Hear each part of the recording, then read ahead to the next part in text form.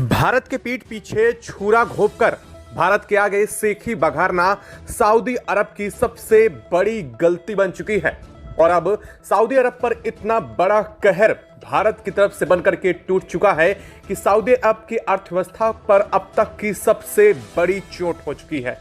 हाल ये बन चुका है कि सऊदी अरब अपने कच्चे तेल को यानी कि अपने पेट्रोलियम को इस वक्त कौड़ियों के भाव बेचने को मजबूर हो उठा है। इतना ही नहीं, हाल तो ये बन चुका है कि भारत के दहलीज पर खड़े सऊदी अरेबिया के 350 जहाजों के लदे हुए पूरे के पूरे तेल को अब सऊदी अरेबिया को समुद्र में बहाना पड़ चुका है। और हाल ये बन रहा है कि सऊदी अरब को इसके बावजूद इंडिया के अंदर एंट्री नहीं दी गई है। भारत के किनारे, भारत के पोर्ट के बाहर सऊदी अरब के जहाज तेलों से लदे खड़े रहे, लेकिन भारतीय ना तो सैनिकों की तरफ से और ना ही भारतीय व्यापारियों ने इसे लेने के लिए तैयारी बनाई। और सबसे बड़ी बात, भारत की तरफ से लगाया गया बैन इसे पोर्ट तक में एंट्री नहीं दिया। लगभग 4 से 5 दिन होने के बावजूद सऊदी अरब इस उम्मीद पर खड़ा था कि भारत कहीं तो उसे कुछ ढील देगा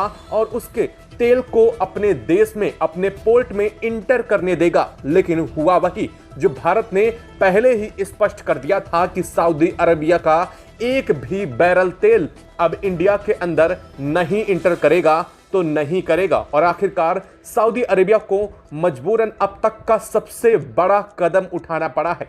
सऊदी अरेबिया भारत को अपना कच्चा तेल आधे दाम की कीमतों में भी देने को तैयार था, लेकिन भारत ने इसके बावजूद तेल लेने से इंकार करते हुए सऊदी अरेबिया को वापस का रास्ता नापने को कहा। लेकिन अब सऊदी अरेबिया को मजबूरन वो कदम उठाना पड़ा है जो असल में इतने दिनों बाद किसी भी देश को उठाना पड़ सकता था, क्योंकि सऊदी अरब ने अब अपने 350 जो जहाज हैं उनमें लदा लाखों बैरल लीटर तेल पूरी तरीके से उसे समुद्र में बहाना पड़ा है। और ऐसा क्यों किया है बताएंगे आपको इस वीडियो में। साथ ही साथ यह भी बताएंगे कि सऊदी अरेबिया की मजबूरी बन चुकी है कि अब वह क्रूड ऑयल के प्रोसेसिंग और चीजों को स्टॉप कर दे, रोक दे इसकी माइनिंग को, क्योंकि वर्ल्ड वाइड सऊदी अरेबिया के तेल की कीमतों में भारी गिरावट हुई है। और अब सऊदी अरेबिया भारत के साथ किसी भी तरीके से संबंधों को बेहतर करने पर भी लगा है। क्या है इस वक्त पूरी खबर, क्या पूरी अपडेट सामने आ रही है, आखिरकार सऊदी अरेबिया को इतना बड़ा कदम उठाना क्यों पड़ा और इससे सऊदी अरेबिया को कितना भीषण नुकसान हुआ है वो भी समझेंगे इस वीडियो में। और इसी बीच नल्ला पाक की तरफ से सऊदी अरब को एक बहुत बड़ा अपॉर्चुनिटी देने की कोशिश की गई, लेकिन सऊदी अरेबिया ने सीधे तौर पर उस अपॉर्चुनिटी से तक इंकार कर दिया है। आखिरकार सऊदी अरेबिया बिल्कुल भी झुकाव नहीं कर रहा है अब नल्ला पाक की तरफ। क्या है इसके पीछे पूरी वजह बताएंगे आपको इस वीडियो में। समझ पाएंगे कि क्या सिनेरियो चल रहा है और किस कदर से सऊदी अरेबिया भारत के चंगुल में और भी ज्यादा फंसता जा रहा है, जिसके चलते सऊदी अरेबिया की अर्थव्यवस्था पिछले एक सप्ताह के अंदर अंदर लगभग 20% की गिरावट दर्ज की है। और इस वक्त सऊदी अरेबिया के तेल, लाखों लीटर तेल जो है उसे समुद्र में बहाना पड़ा है। चैनल पर बने रहें, वीडियो को लाइक और चैनल को अगर अभी तक आपने सब्सक्राइब नहीं किया है तो चैनल को सब्सक्राइब कर लें और बेल आइकन को जरूर दबा लीजिएगा, ताकि इससे जुड़ी खबर अपडेट आप तक सबसे पहले और सटीक रूप से पहुंचती रहे। दोस्तों, बेल आइकन को ऑल पर सिलेक्ट करना बिल्कुल भी मत भूलिएगा। और हाँ, आप भारत की इतनी बड़ी जीत और इतनी बड़ी कूटनीतिक क्षमता जिसके चलते वो सऊदी अरेबिया जो चंद दिन पहले भारत को आंखें दिखा रहा था, जो भारत के खिलाफ गुटबाजी करके भारत के दुश्मन देशों के साथ मिलकर के भारत पर बड़े एक्शन की और पीठ पीछे छुरा घोंपने की साजिशें रच रहा था, वो अचानक से कैसे पस्त हुआ है। इसके लिए भारत की इस पूरे के पूरे तकनीक के लिए एक कमेंट बॉक्स में भारत के लिए जय हिंद तो जरूर बनता है। और हाँ, आप सभी से अनुरोध है कि आप जिस शहर, जिस जगह से बैठ करके वीडियो देख रहे हैं, जिस कोने से हैं देश के, उस जगह का नाम कमेंट बॉक्स में जरूर लिखिएगा, ताकि हमें पता चल सके कि हमारी वीडियो देश के किन किन कोने तक पहुंचती है। और हाँ, हम यह भी जानना जरूर चाहेंगे कि आप इसको लेकर के अपनी क्या प्रतिक्रिया रखते हैं, कि क्या भारत इसको लेकर के बिल्कुल सटीक और सही दिशा में कदम बढ़ रहा है। खैर, इस वीडियो को समझने के बाद आप जरूर कमेंट कीजिएगा। दरअसल भारत ने जिस तरह से सऊदी अरेबिया पर शिकंजा कसना शुरू किया है, यह शिकंजा एक दो दिन नहीं, अब यह शिकंजा कसे हुए लगभग 72 घंटे से ऊपर का समय बीत रहा है। लेकिन भारत की प्रतिक्रियाएं अभी भी थम नहीं रही हैं। सऊदी अरेबिया के पूरी तरीके से हौसले पस्त होते दिखाई दे रहे हैं।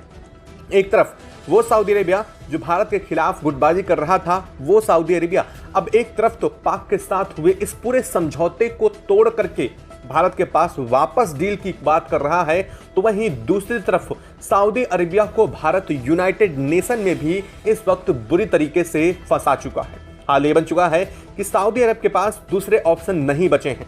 सऊदी अरब के तेल को लेकर के इस वक्त बड़ी खबर आ चुकी है। तेल का मामला अब वर्ल्ड वाइड बनता जा रहा है। ओपेक देशों से लेकर के दुनिया के देश सऊदी अरब के तेल को लेकर के अब अपना कन्नी काटना शुरू कर चुके हैं। जो देश अब तक सऊदी अरेबिया से तेल परचेज भी कर रहे थे, वो भी सऊदी अरेबिया को दरकिनार कर रहे हैं। ऐसा क्यों हो रहा है, अब इस वीडियो को आप बखूबी समझ पाएंगे अगर इस वीडियो को आप स्किप नहीं करेंगे तो। दरअसल आपको पता है कि भारत ने जब से सऊदी अरेबिया के तेल पर बैन लगाया है, उसके बाद से ही सऊदी अरेबिया के लगभग 350 जहाजों को भारत में एंट्री नहीं दी गई थी, जो भारत कच्चे तेल की खेप लेकर के पहुंच चुके थे। इसको लेकर के सऊदी अरेबिया की तरफ से तमाम प्रयास किए गए। लगभग 7 दिनों तक वो इंडिया के अंदर पोर्ट में उतरने के लिए खड़े रहे। इसके बावजूद भारत यहां पर टस से मस नहीं हुआ। भारत को सऊदी अरेबिया ने यह तक ऑफर किया कि हम आपको आधे दाम पर तेल दे देंगे, लेकिन भारत ने फिर भी इस पर अपनी कोई सकारात्मक प्रतिक्रिया नहीं दर्ज की। इसका साफ मतलब यह था कि भारत का डिसीजन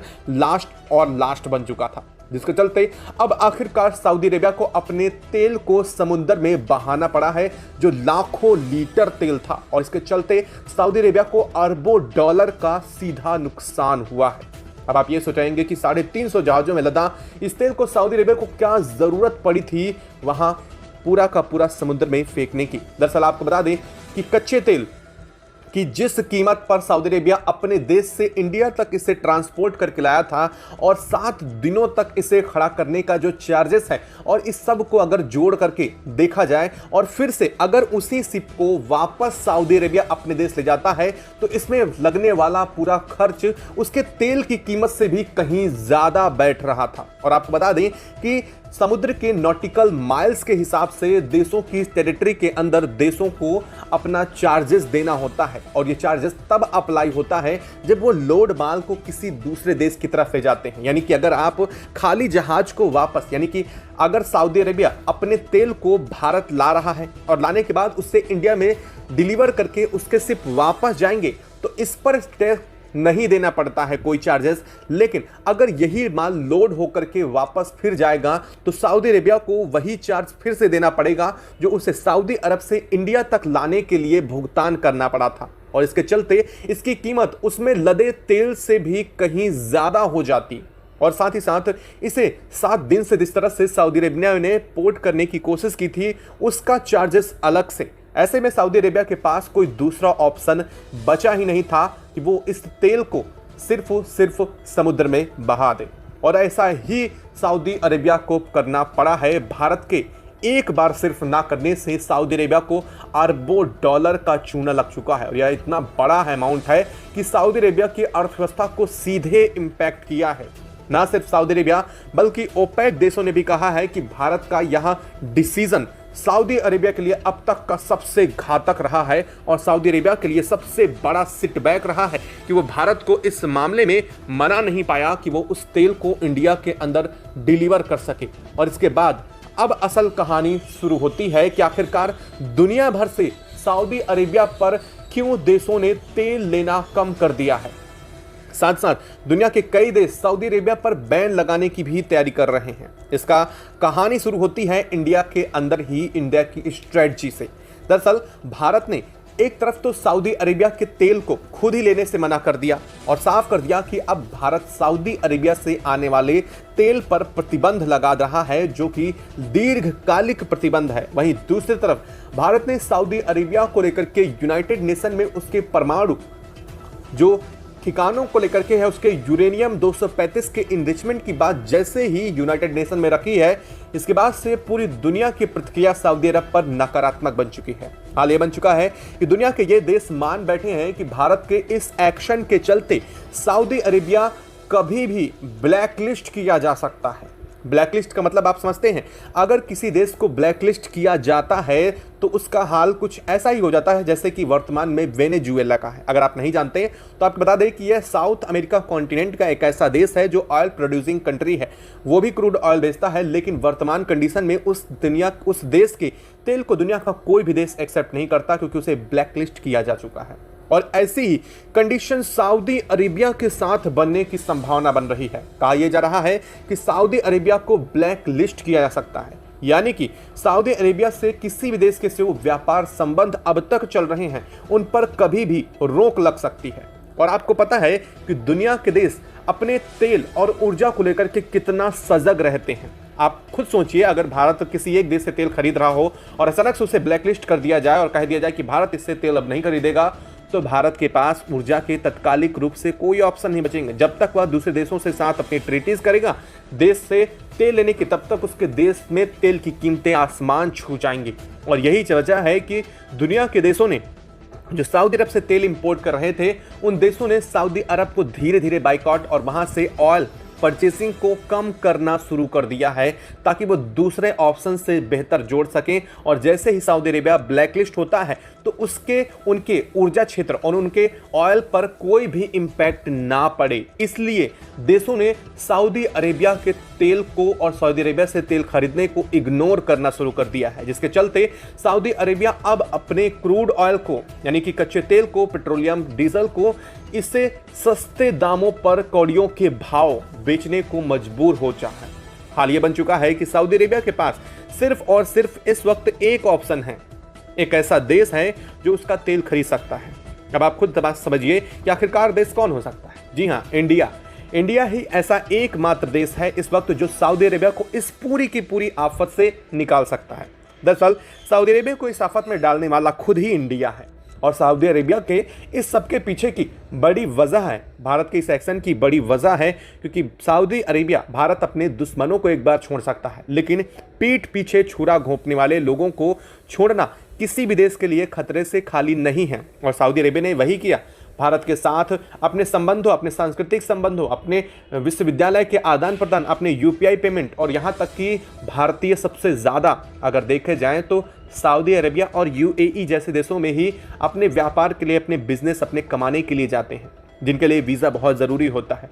इस सब के बावजूद सऊदी अरेबिया ने भारत के पीठ पीछे छुरा घोंपा, जबकि उसकी अर्थव्यवस्था, उसके लेबर का 80% इंडिया से जाता है, यानी कि उसके लेबर्स की आपूर्ति 80% इंडियन से होती है। उसके काम धंधे, उसके बिजनेस, उसके उद्योग इंडियंस के दम पर चलते हैं। ये नहीं है, यहाँ पर दबाव उल्टा है। दोस्तों, आप में से कई सारे लोगों का ये सवाल था कि अगर सऊदी अरेबिया भारतीयों का वीज़ा बैन कर देगा तो भारतीय वहाँ पर कमाने नहीं जा सकेंगे और वहाँ अपने देश से भारतीयों को निकाल देगा, तो इसका क्या इम्पैक्ट पड़ेगा।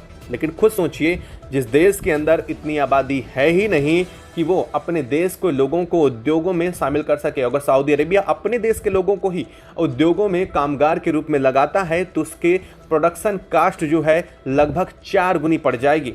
और सऊदी अरेबिया ऐसा कभी नहीं कर सकता, क्योंकि उसके पास जितने भी कामगार हैं, जितने भी काम करने वाले लोग जाते हैं, वो 80% इंडियन होते हैं। अगर उन्हें वो हटा देगा, उनके लिए वीज़ा बैन कर देगा, तो उसके लिए करेगा काम कौन। उसकी अर्थव्यवस्था वैसे ही डूब रही है, इसके बाद उसकी अर्थव्यवस्था और भी ज़्यादा ध्वस्त हो जाएगी। दोस्तों, अगर भारत को इस पर स्टेप लेना भी हुआ और वह अपने भारतीयों को किसी और देश में ज़्यादा सुविधाओं के साथ भेजना शुरू करता है, चाहे वो यूएई हो, ओमान जैसे देश हैं, या फिर ईरान जैसे देशों में अगर भारत भेजना शुरू कर दे, सऊदी अरब में लोगों को जाने पर भारत उनको रोक लगा दे, या फिर भारत कुछ ऐसा करे जिसकी तरह से लोग सऊदी अरब में कमाने में ना जाएं, तो आप खुद सोचिए, सऊदी अरेबिया की अर्थव्यवस्था और भी ज़्यादा बुरी स्थिति में पहुंच जाएगी।